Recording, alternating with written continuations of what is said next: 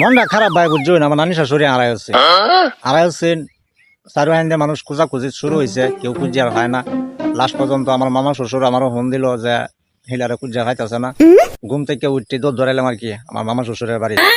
যাই সম্ভব যে যে জায়গাটির মধ্যে যায় সেই জায়গাটির মধ্যে আমিও খুঁজলাম, পাইলাম না। মানে চিন্তা করলাম যে আমার বন্ধু বান্ধব আছে ব্যক্তির কাছে আমার নানি শাশুড়ি ফটোটা হাঁটাই যদি হেরার সামনে ঘরে তো খুঁজা খাইব না। মানে আমার মোবাইলও এমবি নাই। মামা শ্বশুরে বললাম যে মামা আপনার মোবাইলটা দিন, আমার মোবাইলও এমবি নাই। আমার বন্ধু বান্ধবদের যে আছে ব্যক্তির হেরার কাছে ছবিটা ফাটাই আছে, হেরা একটু চেষ্টা করে দেহ। মানে মামা শ্বশুরের মোবাইলও বিচে আহে না। আচ্ছা তারা ইন্দা মোবাইল বিছানি শুরু করছে আর আমার ইন্দা দিচ্ছে বাথরুমের চা। যাইলাম বাথরুম ও বাঘের গ্রামের বাড়ি তো, মানে বাঘের মাঝ হলো বাথরুম, বাথরুমও যাই বইছি। মানে বাথরুমে বয়ে থেকে মানে আলাপ হইনি আমার মানে আমুক লাগিয়েছে গোড়ার বেডি।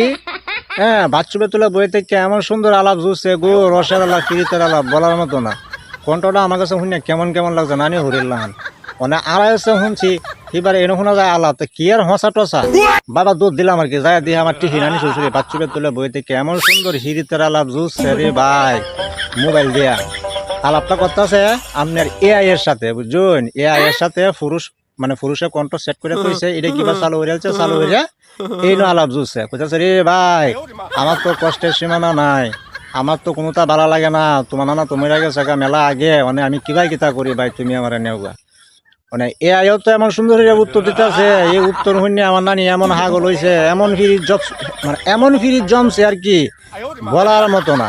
শেষ পর্যন্ত কত ভাই বুঝায় সুজায় বাজে বাড়িতে লইয়া আইলাম, বে তো শুনে আম্মক মা কয় গীতা অনেক কমায়নি। এআই এআই কেমন জিনিসটা এটা, হ্যাঁ শুরু তারাও হাগল বানাতে আছে, বড় তারাও হাগল বানাতে আছে। আর আমি তো বলি এমনি হাগল হয়েছি।